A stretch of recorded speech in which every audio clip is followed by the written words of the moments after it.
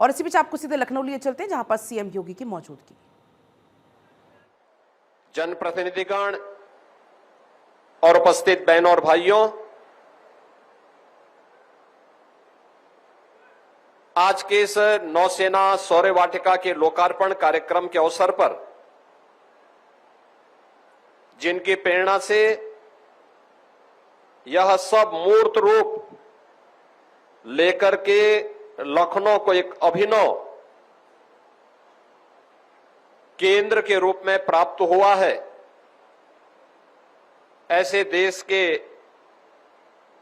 लोकप्रिय रक्षा मंत्री और लखनऊ के लोकप्रिय सांसद माननीय राजनाथ सिंह जी का मैं उत्तर प्रदेश सरकार और उत्तर प्रदेश वासियों की ओर से, लखनऊ वासियों की ओर से, उन्हीं के लखनऊ में हृदय से स्वागत करता हूं, अभिनंदन करता हूं। मैं धन्यवाद देता हूं नौसेना के अध्यक्ष और उनकी पूरी टीम को, जिन्होंने उत्तर प्रदेश सरकार के साथ मिलकर के इस पूरे कार्यक्रम को सुव्यवस्थित तरीके से आगे बढ़ा करके एक समय सीमा के अंदर यह कार्य हम सबके सामने आज दिया है। अब मेरा मानना है कि प्रदेश की राजधानी लखनऊ में आने वाला कोई भी व्यक्ति लखनऊ के अंदर के भारत की परंपरा के साथ, भारत की विरासत के साथ, भारत की सुरक्षा से जुड़े हुए किसी एक केंद्र के भ्रमण के लिए जा सकता है, देख सकता है और उस पर गौरव की अनुभूति कर सकता है। तो श्रृंखला में यह नौसेना वाटिका उसका एक नया उदाहरण और एक नया केंद्र बनकर के यहां पे प्रस्तुत हुआ है। आईएनएस गोमती एक लंबे समय तक भारतीय नौसेना में, भारतीय नौसेना के माध्यम से भारत की समुद्री सुरक्षा की रक्षा करते हुए 2022 में उसे नौसेना से निवृत्त किया गया और आज निवृत्त के बाद उसका बेहतरीन उपयोग करते हुए लखनऊ की जीवनदायिनी गोमती नदी के तट पर ही उसे स्थापित भी किया गया। जब बड़ी सोच होती है,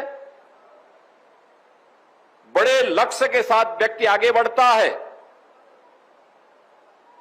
तो उस बड़ी सोच का परिणाम उसी सकारात्मक रूप से जो देश के युवाओं को, प्रदेश के युवाओं को एक नई प्रेरणा प्रदान करने वाला अवसर है, वह भारत की सेना पर, भारत की नौसेना के बारे में उसे आज जानकारी मिलेगी और किन सम विषम परिस्थितियों में हमारे सैनिक कार्य करते हैं, यह उनके लिए जीवन में उन चुनौतियों से जूझने के लिए एक नई प्रेरणा भी होगी। बहनों और भाइयों, हमारी नौसेना अपने उस लक्ष्य को लेकर के चलती है जो उस विराट सोच का प्रतीक है कि नभः स्पर्शम दीप्तम, यानी आकाश की ऊंचाइयों को छूने के लिए उस प्रकार की सोच भी चाहिए। संकुचित सोच से, संकुचित भाव के साथ हम बड़े लक्ष्य को प्राप्त नहीं कर सकते।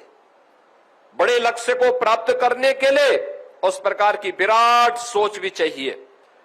और याद रखना, देश के यशस्वी प्रधानमंत्री जी ने देशवासियों के सामने विकसित भारत की जिस संकल्पना को हमारे सामने रखा है, उसमें उन्होंने हर भारतवासी से कहा कि विकसित भारत के लिए हमें हर नागरिक को पंच प्रण के साथ जोड़ना पड़ेगा। वे जो पंच प्रण है उनमें से जो सबसे महत्वपूर्ण है, एक उन्होंने उसमें से यह भी कहा था कि अपनी सेना के प्रति और यूनिफॉर्म धारी फोर्स के प्रति सम्मान का भाव हमारे मन में हो। जब भारत का सैनिक -डिग्री टेम्परेचर में देश की सीमाओं की रक्षा करता है, या रेगिस्तान में झुलसती हुई इस गर्मी में भारत की सीमा की रक्षा करता है, या समुद्र की उन लहरों का मुकाबला करते हुए भारत की समुद्री सेना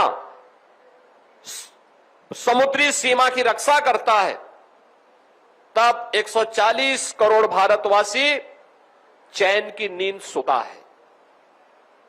जब चैन की नींद सोता है तो देश के विकास के बारे में उस प्रकार की सकारात्मक और सोच को आगे बढ़ाने में सफल होता है। देश आगे बढ़ता है। सुरक्षा के बेहतर माहौल में ही विकास की योजनाएं प्रभावी ढंग से आगे बढ़ सकती हैं। अब याद करिए 2017 के पहले यही उत्तर प्रदेश था, रोज कर्फ्यू लगता था, पेशेवर माफिया और अपराधी प्रदेश की व्यवस्था में जीना हराम कर दिए थे। उस असुरक्षित वातावरण में निवेश की संभावना, विकास की संभावनाएं अपने आप ही क्षीण हो जाती हैं। लेकिन जब हमारा सैनिक सुरक्षा के प्रति पूरी प्रतिबद्धता के साथ लग करके अपने कर्तव्यों का निर्वहन करता है, तो नागरिकों का भी कर्तव्य बनता है कि वह अपने उन सैनिकों के प्रति सम्मान का भाव रखें। और याद करना, उसी भाव को अंगीकार करते हुए हम लोगों ने लखनऊ में इस नौसेना की इस वाटिका को, इस म्यूजियम को यहां पर आग्रह किया था। और मैं धन्यवाद दूंगा कि आदरणीय रक्षा मंत्री जी की प्रेरणा से नौसेना के अध्यक्ष एडमिरल दिनेश त्रिपाठी जी ने और उनकी पूरी टीम ने हमारी टीम के साथ मिलकर के एक समय सीमा के अंदर इसे पूरा किया। और आज यह भव्य स्वरूप लखनऊ के युवाओं को, प्रदेश के युवाओं को इस नौसेना के इस म्यूजियम के माध्यम से हम सबको एक नई सोच के साथ देखने, सुनने और जानने का एक अवसर या केंद्र हम सबको प्रदान कर रहा है।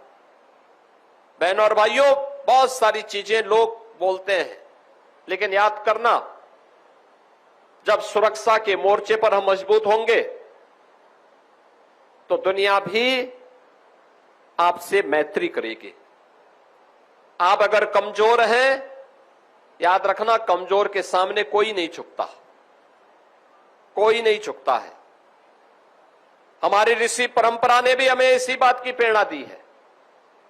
हम जब अधूरी बात कहते हैं तो वह अर्थ का अनर्थ करता है, लेकिन हम पूरी बात भी कहना सीखें। याद रखना, भारत की ऋषि परंपरा हमें इस बात की प्रेरणा देती है कि अहिंसा परमो धर्म, धर्म हिंसा तथैव च, यानी सामान्य जीवन में अहिंसा ही सर्वोच्च धर्म होना चाहिए।